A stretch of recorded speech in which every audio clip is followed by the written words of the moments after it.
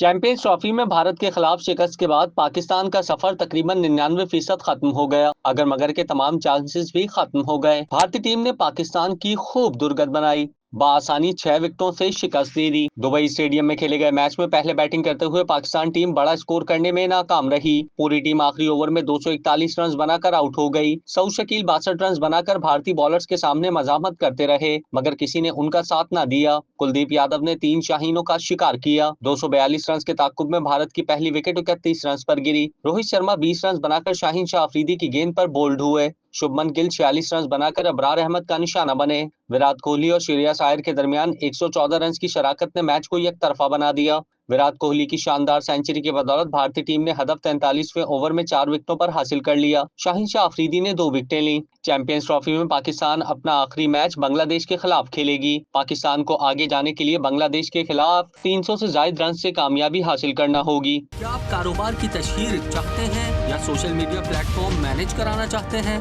तो देर कैसी, अभी राब्ता करें ओनली न्यूज की टीम से। हमारा कॉन्टैक्ट नंबर आपकी स्क्रीन पर है।